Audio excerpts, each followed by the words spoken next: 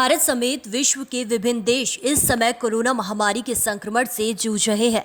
इस महामारी के प्रकोप से अर्थ जगत का कोई भी क्षेत्र अछूता नहीं है। कोरोना संक्रमण से देश के कृषकों को भी अनेक प्रकार की कठिनाइयों का सामना करना पड़ रहा है।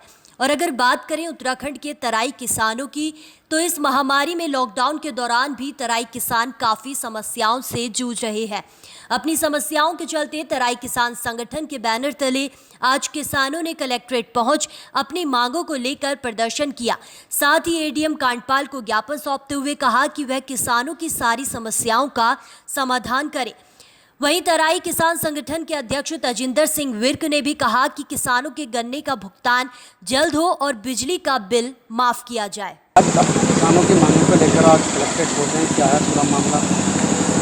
आज अखिल भारतीय किसान संघर्ष समन्वय समिति के आह्वान पर पूरे देश के 250 किसान संगठन किसानों की समस्याओं को लेकर किसान बचाओ देश बचाओ कार्यक्रम के तहत पूरे देश में माननीय प्रधानमंत्री जी को ज्ञापन भेजकर किसानों की मुख्य समस्याओं से अवगत करा रहे हैं कि इस कोविड की महामारी के अंदर किसानों का भारी नुकसान हुआ है। उनकी फल सब्जी दूध और कर्ज से नीचे दब गए हैं।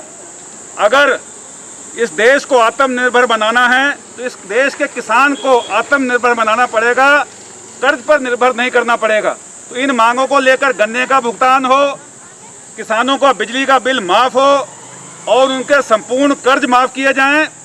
न्यूनतम समर्थन मूल्य जो है वो 1.5 गुना दिया जाए लागत के दाम कम किए जाएं और कीटनाशक दवाइयां और जितनी भी दवा हैं बीज हैं उनके दाम आधे रेट पर किसान को दिए जाएं। इन मांगों को लेकर आज पूरे देश के अंदर 250 किसान संगठन इन मांगों को लेकर जिलाधिकारी और तमाम जगहों पर ज्ञापन दे रहे हैं।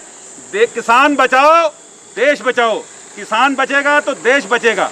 इन परिस्थितियों के अंदर जब कोविड की महामारी थी, पूरे देश के ऊपर संकट था, उस स्थिति में इस देश के किसान ने इस देश की वित्तीय व्यवस्था और आर्थिक संकट को जो था उसको बचाने का काम इस देश के किसान ने किया। इन मांगों को लेकर आज किसान यहाँ पर आए हैं। रुद्रपुर से न्यूज़ प्रिंट के लिए बबलू पाल की रिपोर्ट।